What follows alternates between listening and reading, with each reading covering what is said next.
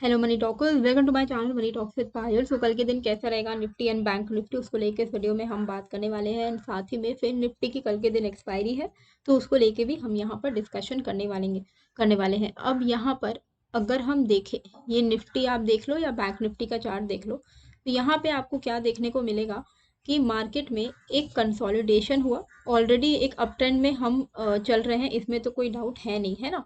तो ये जो कंसोलिडेशन हुआ उसके बाद हमें एक अच्छा खासा ब्रेकआउट देखने को मिला है।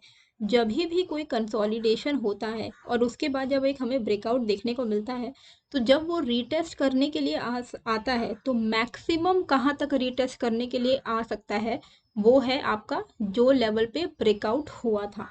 तो यहाँ पर अगर आप निफ्टी का देखोगे तो निफ्टी में ब्रेकआउट हुआ था 21,000 के ऊपर। अभी हम 21,400 पे हैं। तो 21,000 के ऊपर जो है यहाँ पर हमें ब्रेकआउट देखने को मिला था। तो अगर यहाँ पे रीटेस्ट करने के लिए वो आता भी है, तो भी घबराने वाली कोई बात नहीं है। अगर यहाँ पे 400 पॉइंट का गिरावट हो भी जाता है आने वाले कुछ दिनों के अंदर, तो भी आपको इसको एज एन अपॉर्चुनिटी देखना है, क्योंकि जब कोई भी ब्रेकआउट होता है इस तरीके का, यहाँ पर आप देखो कि ये ब्रेकआउट हुआ, अगर इसको रीटेस्ट करने के लिए आना है, तो यहाँ पर अगर वो एक भी स्ट्रॉन्ग कैंडल अच्छा सा बना देगा, तो यहाँ से एक बहुत अच्छा रैली हमें देखने को मिल सकता है।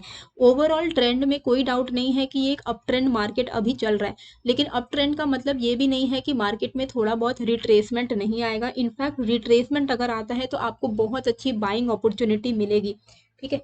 तो यहाँ पर 21,000 निफ्टी में एक बहुत ही फेवरेबल रिट्रेसमेंट लेवल हो सकता है।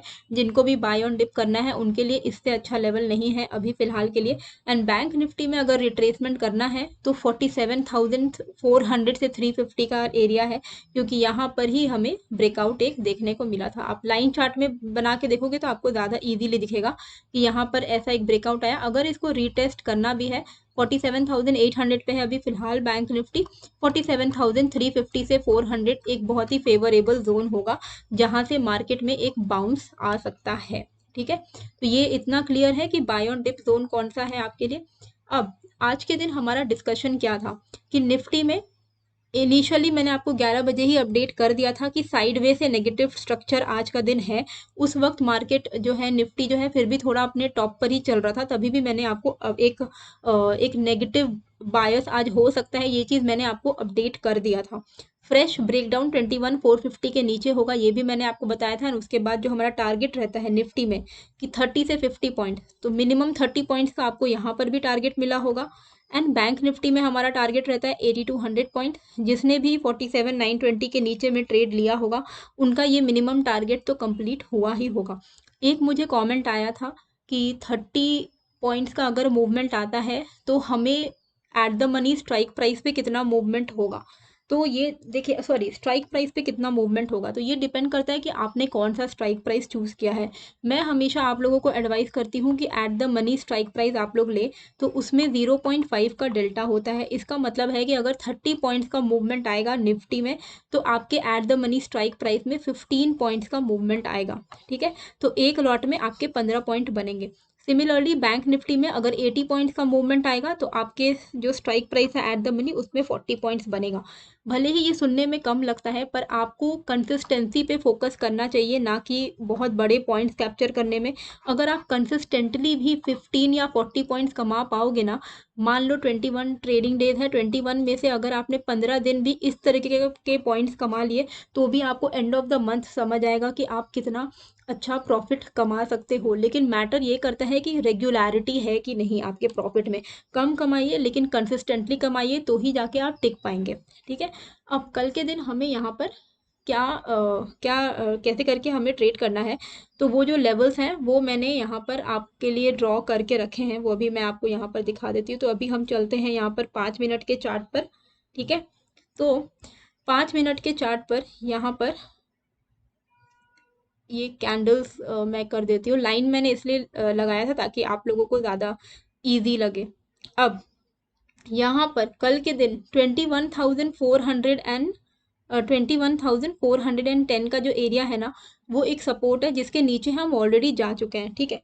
अगर कल का दिन भी हमें 21,400 के नीचे निफ्टी अगर सस्टेन करता है तो आप यहाँ से 30 से 40 पॉइंट्स का जो मूव है एक्सपेक्ट कर सकेंगे, ठीक है। तो 400 का जो लेवल है ना, 21,410 400 का जो लेवल है, ये एक इम्पॉर्टेंट सपोर्ट है, ठीक है। अगर इसके नीचे कल हम सस्टेन कर रहे हैं, निफ्टी सस्टेन कर रहा है, तो लॉन्ग साइड में ट्रेड मत लीजिएगा। 21,400 के नीचे अगर निफ्टी सस्टेन करता है तो आप पुट साइड का ही ट्रेड लीजिएगा, और टारगेट आपका इनिशियल टारगेट 21,360 के आसपास में होना चाहिए।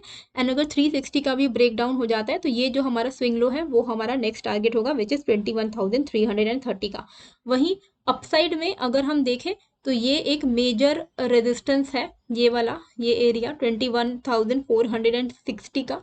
21,460 के ऊपर अगर निकलता है तो हम 21,500 510 तक के टारगेट को एक्सपेक्ट कर सकते हैं, यानी कि जो हमारा 30 से 50 पॉइंट्स का मूवमेंट है वो 20 से 21,460 के ऊपर हमें आसानी से अचीव हो जाएगा। तो ऊपर के लेवल पर 21,460, नीचे के लेवल पर 21,410, ठीक है। ये लेवल आपको ध्यान में देना है। 21,410 नीचे के लेवल एंड 21,460 इनके बीच में आप ट्रेड अवॉइड कर सकते हैं। तो ये जो लेवल है वो मैं आपके लिए यहाँ पर लिख दे रही हूँ, 21,460 below put, oh sorry above, 21,460 above call and 21,410 below put, ठीक है। तो इस तरीके से निफ्टी में ट्रेड करना है। अब मान लीजिए कि कल एक बहुत हमें गैप डाउन देखने को मिल गया, ठीक है। तो मान लो यहाँ पे कहीं पर भी गैप डाउन देखने को मिल जाता है, जो कि 21,400 के नीचे ही मार्केट खुलता है।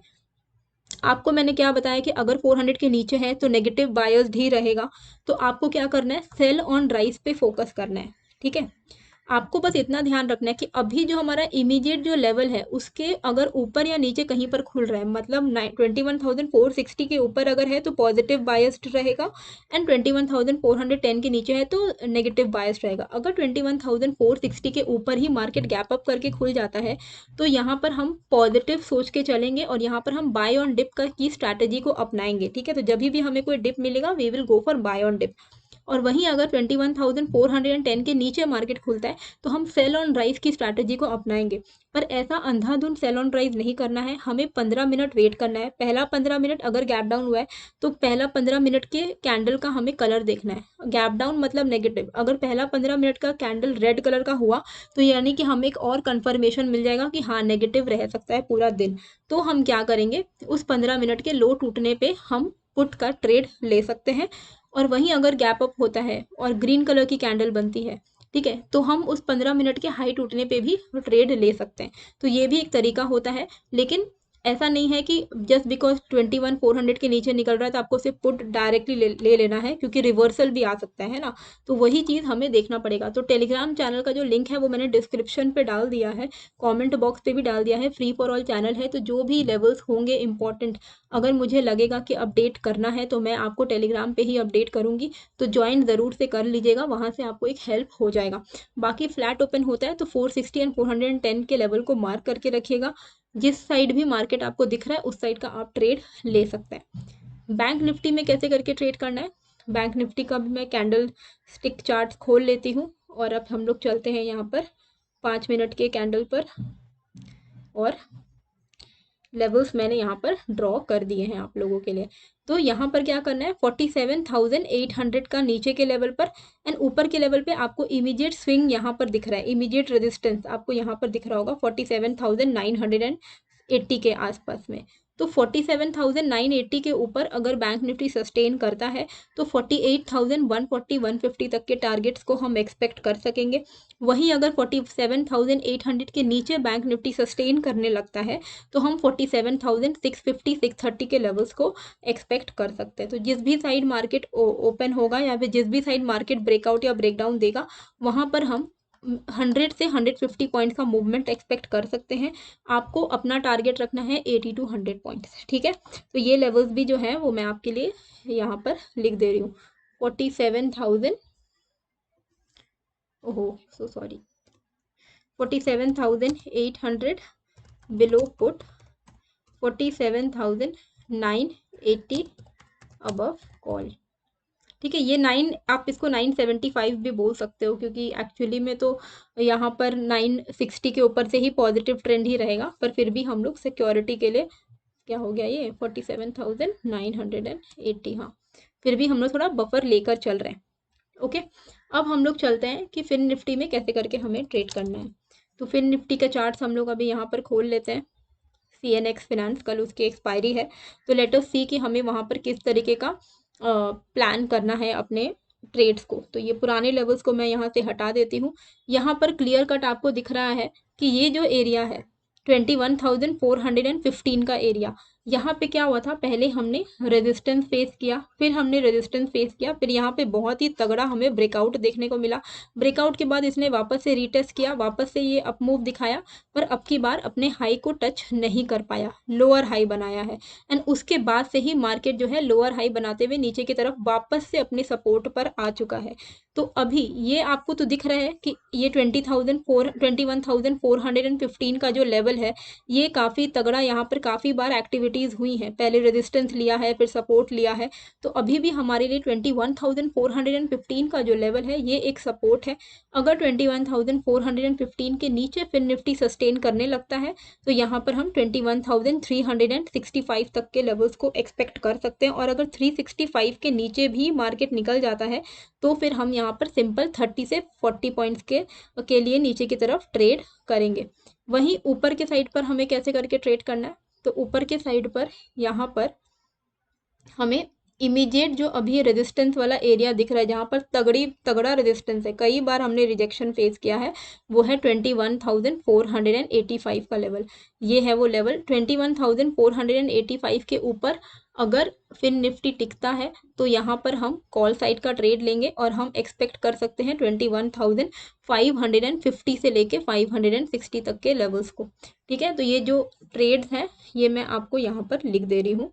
21,415 बिलो और 21,485 अबव, तभी ऐसे हमें ट्रेड लेना है। अदरवाइज इन दोनों लेवल्स के बीच में ट्रेड लेंगे तो आप फंस जाएंगे, तो वो फंसने वाला काम करना नहीं है। बाकी टेलीग्राम का लिंक मैंने डाल दिया है, इन केस अगर आपको ऑप्शन बाइंग का कोर्स खरीदना है जो कि मैंने बनाया है, वो कोर्स आप ले सकते हो, उसका लिंक भी मैंने डिस्क्रिप्शन पे डाल दिया है, वो कोर्स खरीदने का लिंक। एंड अगर आपको 2024 के लिए इन्वेस्टमेंट प्लान चाहिए बना बनाया, जहाँ पर आपको स्टॉक्स के portfolio, financial tips, mutual fund, SIP ideas दिए जाएंगे, तो उसका लिंक भी मैंने डिस्क्रिप्शन पे डाल दिया है, आप इनरोल कर सकते हो। तो कैसी लगी है ये वीडियो मुझे कमेंट करके ज़रूर बताइएगा, एंड नए हो तो सब्सक्राइब कर दीजिएगा। मिलते हैं फिर एक नए वीडियो के साथ। Thank you.